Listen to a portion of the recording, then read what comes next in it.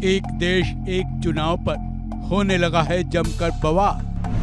असदुद्दीन ओवैसी का पीएम मोदी पर करारा वार। एक देश एक चुनाव बिल को मंजूरी मिलते ही ओवैसी ने कर दिया कैसा खेला। 27/2018 को लॉ कमीशन को भी हम ये लिख कर दिए थे और ये जो कोविड कमेटी बनाई गई थी उसके सामने भी मैं खुद गया था, जिसमें हमने इस वन नेशन वन इलेक्शन की मुखालिफत की।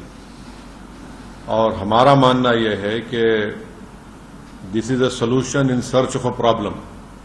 इसको अगर डिस्क्राइब करना है, this is a solution in search of a problem.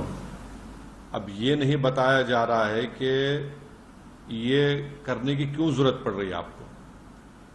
सरकार ये बोलती है कि आपके पॉलिसी पैरालिसिस होता है, कॉस्ट एक्सचेकर को खर्चा होता है।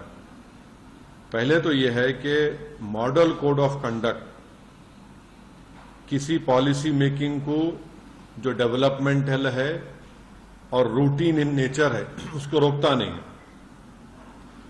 नंबर 1। दूसरी बात यह है कि इलेक्टोरल डेमोक्रेसी एक पिलर है हमारे भारत के पूरे कॉन्स्टिट्यूशन का। अब ये वीक कंसिडरेशंस पर अगर सरकार, मोदी सरकार ये कह रही है कि हमको पूरे इलेक्शन एक साथ करा देंगे हम, एडमिनिस्ट्रेटिव कन्वीनियंस, इकोनॉमिक वायबिलिटी, तो अगर कॉन्स्टिट्यूशनल रिक्वायरमेंट्स अगर फाइनेंशियल और एडमिनिस्ट्रेटिव कंसिडरेशंस पे होगा तो ये तो अलग कॉन्सिक्वेंसेस होंगे, इसके एब्सर्ड कॉन्सिक्वेंसेस होंगे। तो फिर अगर आप ये बोलेंगे भाई सिविल सर्विस काम नहीं कर रहा है, पुलिस काम नहीं कर रही है, निकाल दो। जुडिशरी में बहुत से केसेस पेंडिंग है, जुडिशरी को बंद कर दो। तो ये ऐसा नहीं हो सकता है। इसीलिए ये जो वन नेशन वन इलेक्शन की बात नरेंद्र मोदी 2019 से कर रहे हैं, 2019 में जब उनको दोबारा कामयाबी मिली तो उस वक्त ऑल पार्टी मीटिंग हुई थी पार्लियामेंट की, लोकसभा की लाइब्रेरी में।